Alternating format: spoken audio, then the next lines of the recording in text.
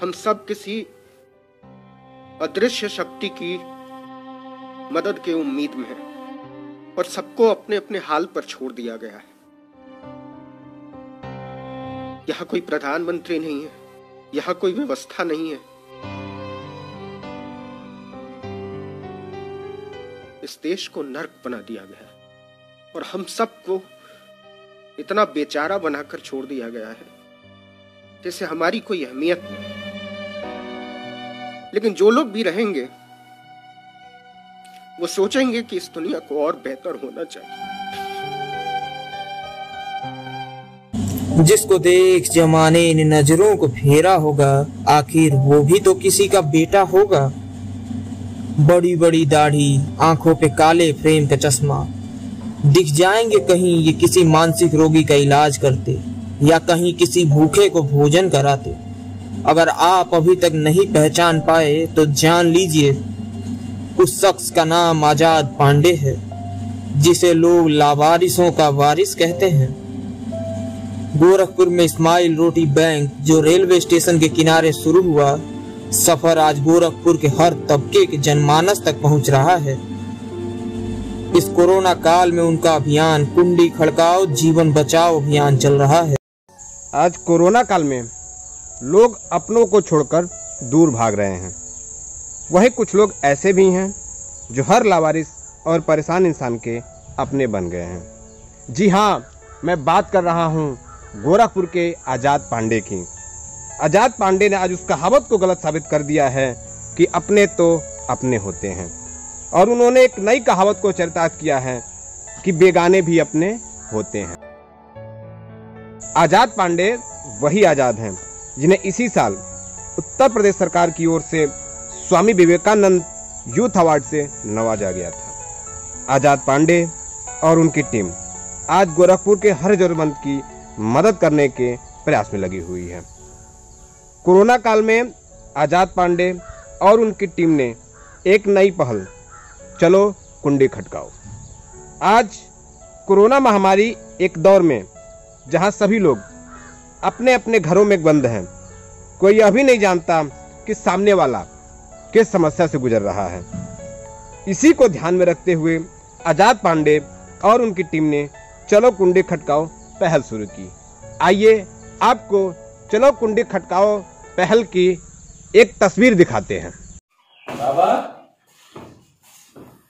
बाबा, क्या हाल? ढकिए ढकिए। देखिए ये है, देखिए दूध, ये दूध आ गया है, ठीक है। और इसमें दवाइयां हैं, ठीक है। अंगूर है, दे दे अंगूर, हम दे दे रहे हैं। अरे वहीं रख लीजिए, अंगूर खाते रहिएगा, ठीक है। और ये देखिए, ये खाना है, ठीक है। सब यहीं रख दे रहे हैं, इसको खाते रहेगा। तबीयत नहीं खराब होना चाहिए। नहीं, कैसे मर जाएंगे?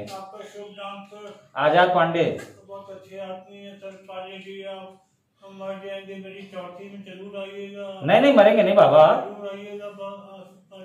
नहीं मरेंगे नहीं आप, मरेंगे जरूर, पक्का मरेंगे। नहीं, कैसे मरेंगे बताइए?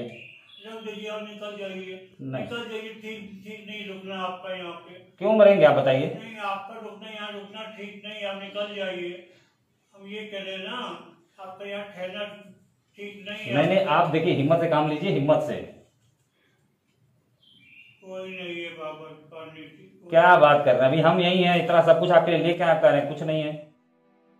आजाद बताते हैं, अब जब भी किसी जरूरतमंद के घर जाते हैं तो उसके पड़ोसी को अपना नंबर देकर आते हैं और उनसे अपील करते हैं कि वे उस जरूरतमंद के घर का दरवाजा दिन में एक बार जरूर खटखटाएं, ताकि यह पता चल सके वह किसी समस्या में तो नहीं।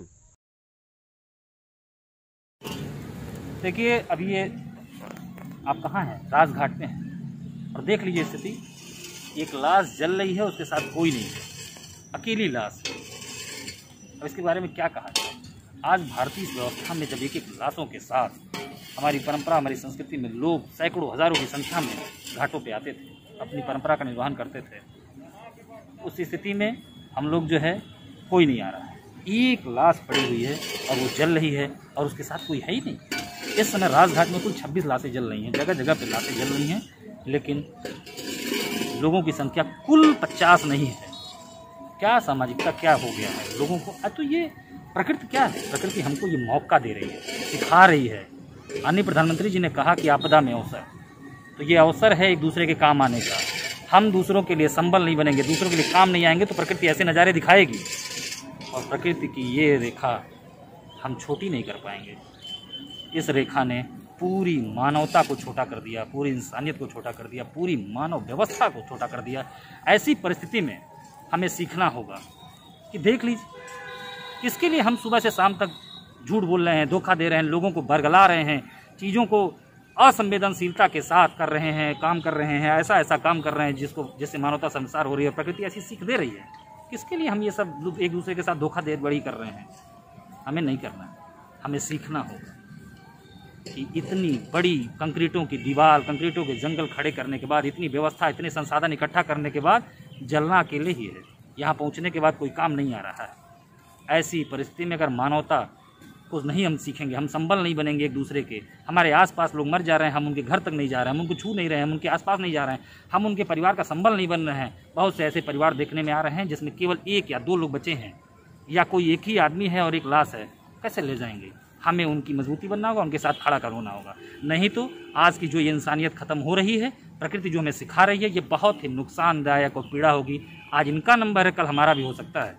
तो हमें एक दूसरे के काम आना है, हमें मजबूती के साथ समाज के साथ खड़ा होना होगा और इंसानियत को जिंदा करना होगा। कहीं ये जो महामारी आई है वो हमारी मानवता, हमारी इंसानियत, हमारी संस्कृति को ना ख़त्म कर दे। इस पर हमें सीखना होगा, हमें समझना होगा, हमें जागना होगा।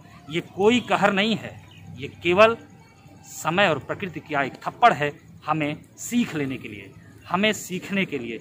नहीं तो देख लीजिए आप स्थिति कि जिनके साथ लोग उत्सव मनाते थे, कोई मर जाता था तो लोग बाजा बजाते थे, लोग घाटों तक जाते थे, लोग उसको अपनी स्मृतियों में सजोते थे, और आज कोई आने वाला नहीं है। आज ये लाशें अकेले जल रही हैं। तो इस स्थिति से हमें सामना करने के लिए एक दूसरे के साथ खड़ा होना होगा कि ये परिस्थिति ना आए। शायद आज हम एक दूसरे का मनोबल बढ़ाएं, हम एक दूसरे की ताकत बने, तो शायद ये संख्या कम हो जाए। लोग अपने मनोबल से जीत के इन बीमारी से लड़ सकते हैं।